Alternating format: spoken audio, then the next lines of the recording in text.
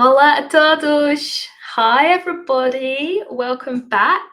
It's 5 o'clock on the dot. You know how punctual I like to be. So we are going to get started with today's case study. I'm just going to get a quick thumbs up from my team to make sure that this is all streaming correctly. Amazing.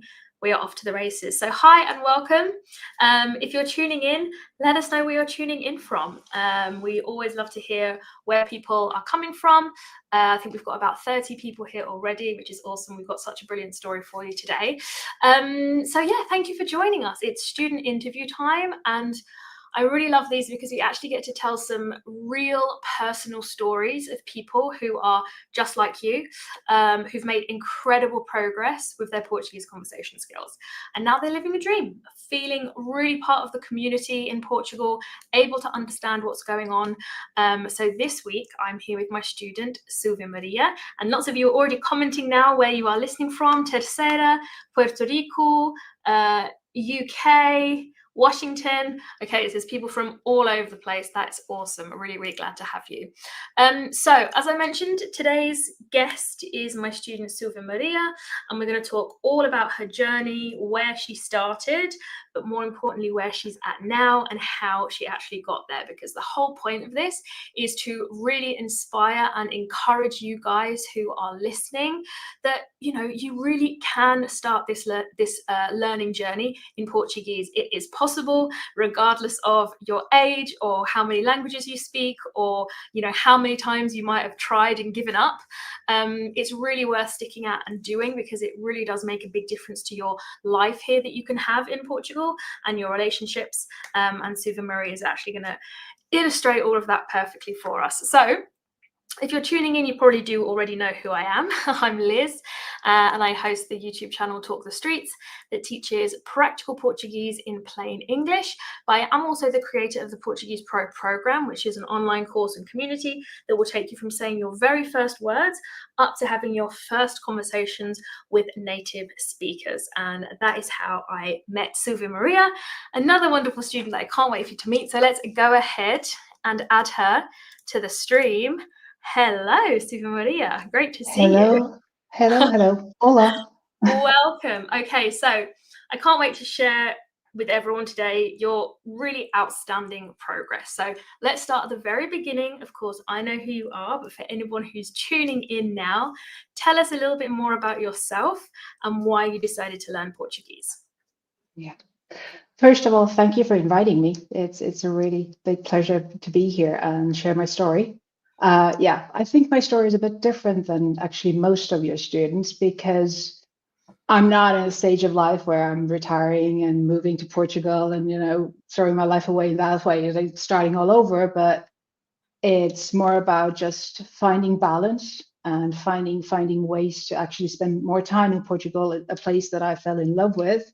While I'm still based in Finland, I'm Finnish. I have my home there, but yeah, as you know, Finland in the winter, it can be quite dark and gloomy. Mm-hmm. So my work allows me to travel a lot. So it's like, why not?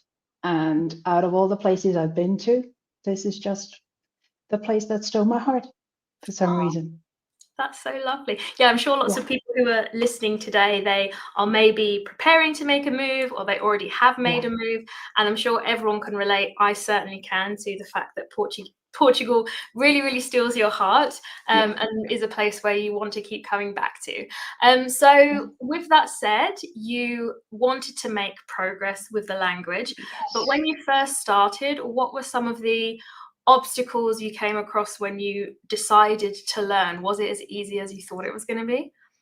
No, not at all. Because, well, I come from a small country. I actually grew up in bilingual family, so I've been exposed to different languages all my life, more or less. And English is not my first language, but it's like I learned it when I was a child, so it's different. But I think if you want to really be part of a culture, if you really want to understand how it works, you also need to understand at least tiny bit of the language. And to be honest, out of all the languages I've learned, when I came to Portugal, I couldn't understand anything. It's like it was complete gibberish to me, and I was like, I can't deal with this. I need to learn. And yeah, I remember it was sometime in the springtime when I made the decision that I want to come here. I spend a bit more time. It's like, okay, that's the least I can do, is to learn the basics, get an understanding of what people are talking, because that's how you actually get immersed into the culture and get a better understanding of what's going around you. So, and I felt that was the most important thing. But yeah, I started from nothing. It was like I couldn't understand a word.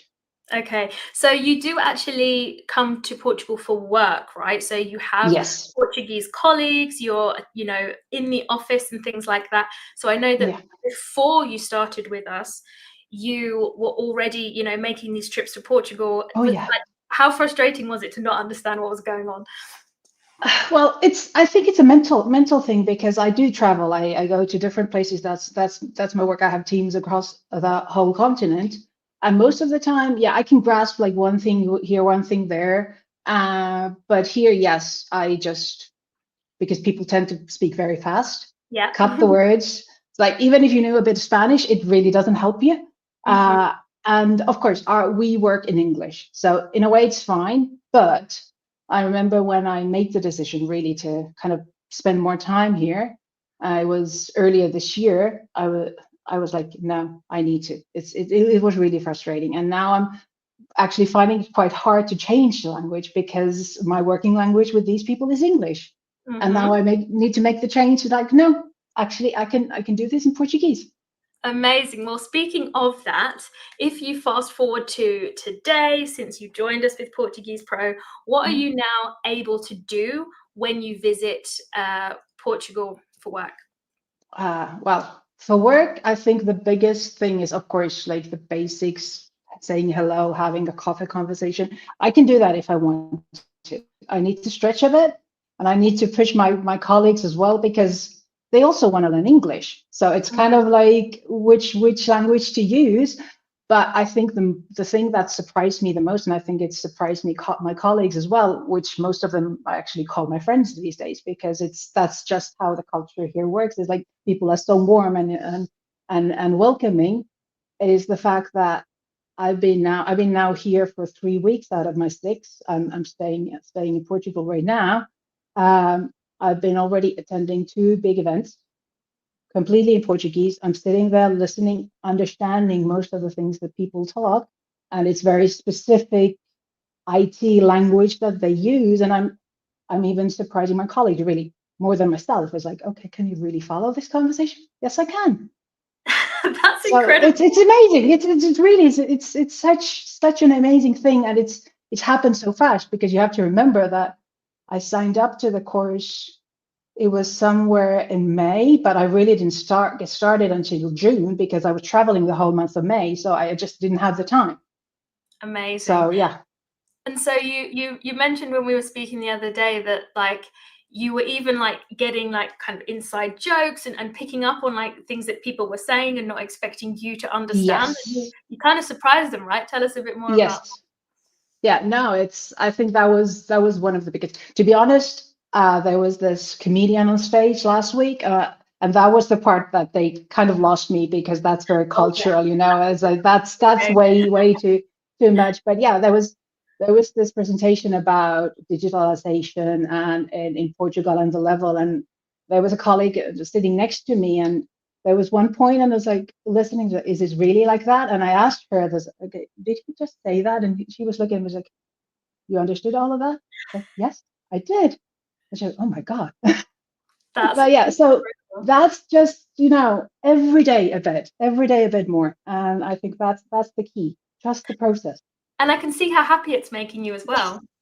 It does. It That's so does. cool. That's so cool. So if you've just tuned in, I know we have people sort of coming in and out of the live stream. So just to let you know, I'm here with Suvi-Maria, who is sharing her experience of learning Portuguese to give you guys the confidence to do the same. She started, as she mentioned, from absolute zero. She didn't understand anything in Portuguese when she was making her trips there before. But now she really is able to follow things and really bond with her co-workers in a completely new way. So if that's something that you also are interested in doing, just go to to talkthestreets.com/apply to see if you qualify for an application call and hopefully come and join us inside the program. So if this is sounding good and what you want to be able to do, then that's where you need to go. So let's talk a little bit about what that breakthrough was that really unlocked understanding the language for you. It went from kind of like feeling like gibberish to actually being able to follow things. Can you tell us a little bit about the kind of process of that, and what were some of the things that you found the most useful throughout your learning journey to get to where you are now? Well, I have to say that signing up to this program and you accepting me was one of the biggest things, because I had been watching the YouTube videos and, trying to learn myself, and it just doesn't work. It just doesn't work. I don't have the time for that. So I think it's really consistency. Because it's just, for me, one of the big things has been that I've been showing up to the pronunciation lessons every single week, or at least sending something in so that I keep up the pace. And the other thing that works for me really well is I listen to a lot of music. I listen to the radio now that I'm here. It's just to kind of train my ear, because that's the big difference when you learn a language when you start as an adult. Is like, you just don't pick it up the way you do when you're a child. And this is the first time I'm learning a language after I finished high school. So it's been a very, very different process. But I think my biggest advice to anybody who starts is like, give it time, give your brain a bit of time to adjust as well. Don't expect too much of yourself. And really, you need to allow yourself to fail. And that's the most difficult part for myself, because I hate failing. I hate not being perfect all the time. So yeah, allowing myself to not be perfect has been the biggest thing. And I really like the fact that we started actually learning to speak before going into the kind of the deep things of grammar, because that's how we usually get taught, right? Yeah, and this is one of the things that I was really sort of conscious in the way that I chose to teach, because as you mentioned, you haven't learned a language since high school. Even some people ask me now, like, I don't know what a pronoun is or an infinitive is. Like, do I need to go and learn all of that stuff? And it's like, no, we'll cover those when we get to them. But the important thing is that we're really focusing on, first of all, pronunciation, and then actually getting you through practical situations, and then sort of slowly building up from there, so that we really do have this speaking first approach. So what about when you're speaking in Portugal? Maybe it's when you're out and about and doing practical things. Do you find that you're received well? Because we're certainly very impressed with your pronunciation. Oh yes, well, that's still, to be honest, that's the most difficult part for me. Is like, I can understand when people speak more or less, like we talked about. I can read, I can understand what I'm reading most of the time, but like having the patience to put together a sentence in a kind of real life situation, that's the most difficult. But I'm really proud. While I'm here, my brother and my mom were here last weekend. We went to a restaurant, we ordered food. I go to a store, I can manage based on what we've learned in class, and kind of, like I say, every day a bit forward. A word here, a word there, a sentence here, a sentence there that you didn't know before. So I can manage. I remember it was already back in July when I was here for work again. I went to the bookstore and just went to the counter, bought my book, and did all out in Portuguese. And that was like, I was month and a half into the program. And of course, the clerk on the other side, she was really nice. And of course, she was just probably making me a compliment, but oh, I'm Portuguese. So that made me feel back then already so good. And it's like, okay, I want to keep going. I want to keep going. And one of the things that really, because the people are so welcoming here, I haven't met anybody who doesn't want to help you. So it doesn't matter if you're not perfect. It doesn't matter if you're not saying exactly the right thing. They still want to, help you with your language and understand and try really hard in order to kind of make you succeed. Yes, I love that. And that is such a really helpful thing for people to hear, because I'm sure that people in the comments have questions. So if you do have questions for Suvi-Maria, please put them in the comments and we'll address them at the end. She is a fountain of knowledge and wisdom and advice about how to do this. So yeah, you know, this is one of the things that puts people off so much, especially when you haven't done any language learning since school and you're an adult now. People think, well, I couldn't possibly you know, speak in public and make mistakes and it would just be so awful. But I love the fact that you've had the opposite experience, and actually every time that you try, you feel more motivated to keep trying. Like, I talk about this a lot in our live sessions. I call it like a virtuous cycle, where if you put yourself out there and you get a little compliment and it goes better than you think it will, and a lot of the time it will, because you're thinking the worst case scenario in your head, so it's probably going to go better than that, and then you have a really great like feeling of, oh, I did it, and it really it sort of all feeds into each other as like a positive feedback loop to help you speak more and more. So that's lovely. Somebody asked, what's your first language? Finnish. Finnish is my first language. Okay. And then like I said, I grew up bilingual. So my mother is Estonian. So those were the two languages that were spoken at home when I was growing up. Wow. Yeah. I think it's also reassuring for people to probably hear that even somebody like you who does speak several languages and does a lot of travel, even for you, Portuguese is hard to understand when you're listening. Yes. That's hopefully a big relief to some of you as well. Yeah, it's like I can only compare it to, well, my own language, Finnish, is notoriously difficult to learn. So yeah, I can imagine that most people who come to Finland and don't understand Finnish feel the same I felt in Portugal the first time that I was here. So yeah, I can sympathize and empathize with these people. Good.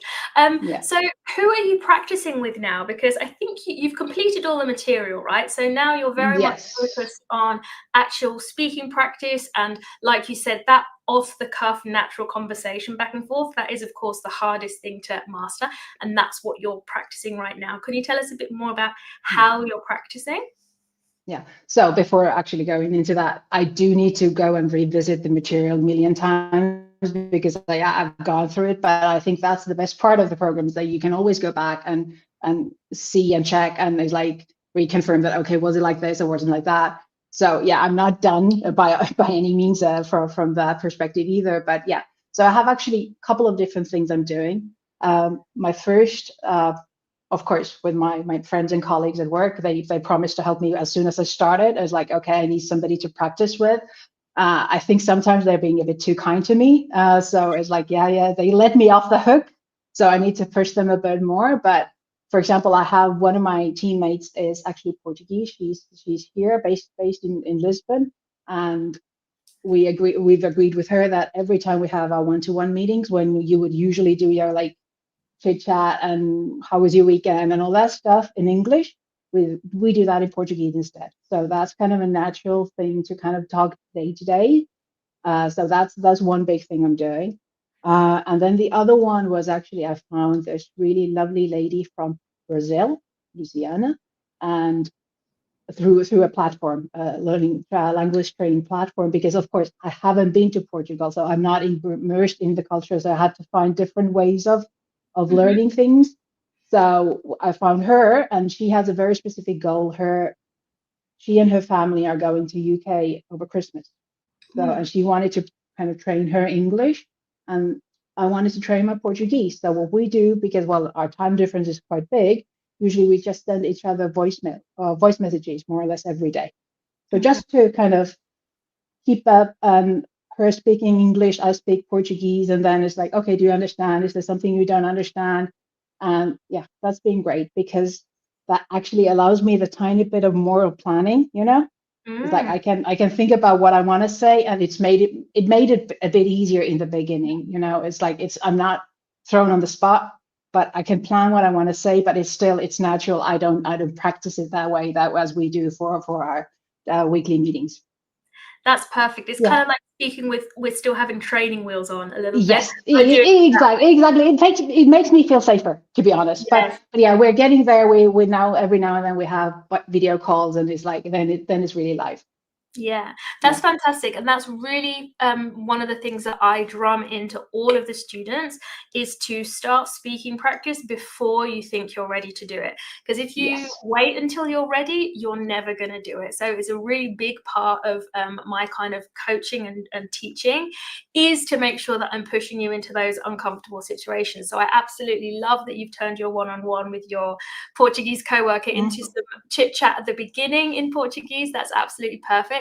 And people often always ask me, somebody's actually popped it in the chat, is it not confusing hearing European and Brazilian Portuguese? And that is a really good point. So I'll answer first, and then Suvi-Maria, you can also add your insight into that. But when it comes to speaking, as long as you have had really good, solid practice at listening to European Portuguese, and you have already trained your ear into how European Portuguese works, I say that when we do speaking practice, we're actually kind of training a different muscle. So what you're actually doing with speaking practice is getting the practice of things out of your head and out through your mouth.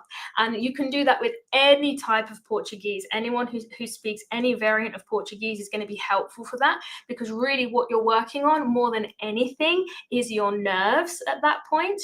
And so I'm wary of beginners only listening to Brazilian Portuguese because it sounds so different. So I really separate the idea of listening and speaking. And when we're listening, yes, we should be training using European Portuguese because that's what you're learning to listen and decipher and understand. But when it comes to speaking, I'm not against people using Brazilian speaking partners because it's like we're training a different muscle. But what's been your experience with that? I completely agree. I think, well, I consciously spend a lot of time. I started by listening really slow European Portuguese podcasts, for example. It's like I've been gradually getting better and better in listening to European Portuguese. And to be honest, like I said, my learning partner from Brazil, she has a goal of actually learning English. So she doesn't speak that much Brazilian Portuguese to me. It's me speaking Portuguese to her. And I made it very clear that I'm training European Portuguese, so it's going to sound a bit different. And she's not correcting, my grammar in that sense when we speak. So I don't find it confusing at all. And on the other hand, whenever she speaks Portuguese to me, it's actually a good training. It's like, okay, this is different. This is different. And maybe because I've learned so many different languages, I think I have a pretty good ear, so I can distinguish between those two, and I understand what the differences are, and it's fine. And in the world, as we've spoken, it's like it's a lot easier to find a language partner who speaks Brazilian Portuguese than Portuguese. Yes, because there's so many more of them. Yes. Yeah, no, so that's really helpful. So yeah, the bottom line is when you're first learning and when you are training listening, absolutely stick to European Portuguese. But when you have mastered that, like Suvi-Maria has, and you're going on to speaking, it's totally fine to use a Brazilian speaking partner. So of course we have to hear a little snippet of your Portuguese. Oh gosh, so, this is the worst part. Like, it's so funny. Everybody's the same. They're like, oh no, I couldn't possibly listen to my own voice. And I get it. I never watch my YouTube videos because it's just, But your pronunciation always impresses us every single week. And this week that we're going to share, you'd actually written your own piece about the time you'd been spending in Lisbon. So people will get to see a little bit of the kind of text you're able to put together, as well as how great you sound. So I'm going to go ahead and play it for everybody to take a look. A minha primeira semana em Lisboa. Cheguei a Lisboa no domingo e fui recebida pelos meus amigos no aeroporto. À noite, jantamos arroz de pato caseiro. Estava tão bom que já me senti em casa. O meu apartamento fica junto ao rio, numa zona calma, mas perto do centro. Gosto muito desta mistura de tranquilidade e energia urbana. Na segunda, fui buscar o carro. Conduzir aqui tem corrido melhor do que esperava, embora as rotundas ainda me deixem nervosa. Na quarta, fui a Barcelona em trabalho. Foi uma viagem rápida, mas deu-me aquela sensação de liberdade que não teria na Finlândia. Aqui tudo parece mais próximo. So fantastic. Did you imagine you'd be able to do something like that when you first started? Because you only really started in the summer, right? Yes, yes. I count myself as like beginning of June when I really got started. And no, I remember when I first opened the course, and I was practicing those 30-day challenge things, and I was stuck with ordering coffee, queria un café, se faz favor, for I don't know how long, which is a very important phrase for me because I happen to love coffee. I'm Finnish. So yeah, but starting from there and getting to the point where, you know, when we have those pronunciation challenges, I remember I was looking at them for the first time and I was like, okay, this is a list of complete things. I can never pronounce any of these. And I sent a message to my Portuguese friend and told him that I'm just looking at these and I'm completely white. I can't do any of this. And he told me that no. You just pick two. You send them to me and we'll practice together and you'll be fine. And now looking back at that, yeah, I can't believe that I'm that far. And actually later today, you're going to be hearing about my third week in Lisbon, because that's what I also like to do, because I think that's important too, is like you make the stories relevant to yourself. You talk about things that are meaningful to you. And for me, it's like, yeah, I'm talking about my life. So that's how I learn the best. That's wonderful. Yeah, so for anybody who doesn't know, we have 3 live sessions a week inside the program, and 2 of them are pronunciation workshops where people will bring short challenges or practical dialogues or something that they've written themselves to get feedback on their pronunciation. And as I say, Suvi-Maria always impresses us every single week. If you do have questions for her, drop them in the comments in the chat. We have a couple of minutes left that we can address some of those. And just for anybody who is listening, who is intrigued, wants to make the same progress that Suvi-Maria has made inside the program, we would love to hear from you. Just go to talkthestreets.com/apply. We go through our applications as quickly as we can, and you'll be contacted if you qualify for an application call to possibly come and join us inside the program. So a question here from John: how many hours a week did you commit to learning? I would say it varies. I try to, like I said, consistency for me was the key. So I try to at least attend the pronunciation sessions every week. So that's one hour, maybe 2, because I also enjoy just to listen in to the others, because you learn so much from that as well. Then usually over the weekends, because my work is crazy and I travel so much, so I can't, put 1 hour every single day. But I would say probably in the beginning it was more 4 or 5 hours a week. And then towards the end, before I came here, I was like, I just want to finish the course. So I took a bit of a sprint so that I could go through all the materials. But to be honest, here, I have my notes right next to me all the time, but I've been so busy living the life here. So I haven't been able to do that much of learning, but I think I learn the best when I'm just out and about and talking to people and listening to them and living the life. Yeah, exactly. I always tell people, as much as you can use Portugal as your classroom, that's what it's all about. You should be doing your practice out in the field. And 4 to 5 hours a week, again, that's exactly what I recommend. Little and often, whether you can fit it in throughout the week or the weekend, I would say to make rapid progress like this, you want to do at least 4 to 5 hours. Someone else asked, what's the slow Portuguese podcast that you were listening to? It was the Slow Portuguese with Maria, I think it is. I've heard of that one. Yeah. She's really, really nice, because it's very easy to start with, and then I found other podcasts, and I have 3 or 4 I'm listening to all the time. So now it's faster, more of an intermediate type of amazing things. progress. So I do also have to ask you before we wrap up, would you recommend the Portuguese Pro program? Oh my God, yes. I think that was a given, and really, in the spring, when I decided that, yes, I want to learn, I searched quite many different places, like what is the fastest and most efficient way to actually get to a level I wanted to be in. And watching your YouTube channel, that was an easy choice. And I'm so happy that you accepted me, to be honest. You've been an amazing student, as we Yeah. can see from all of the progress that you have made. Mm. And I'm just so happy that, you know, I can see it on your face, how much fun you have when you're in Portugal, the fact that you're able to use it, and to honestly reach a new level of friendship with your Portuguese Yes. co-workers. I Yeah. think that is incredibly special. So we do It have a is. live session coming up at 5:30. So you and I Yes. have to jump off and go to that. We do. So We that do. is all we have time for. But thank you so much for joining me, Suvi-Maria. I know that you really will have inspired a lot of people today. So if you do want to do this too and be able to speak Portuguese, connect to the Portuguese people that you really want to have that friendship with, enjoy your life in Portugal, be beaming like Suvi-Maria is when she thinks about her time here, then please visit talkthestreets.com/apply to apply to Portuguese Pro. We always get through applications as quickly as we can, and we'll be delighted to help even more of you.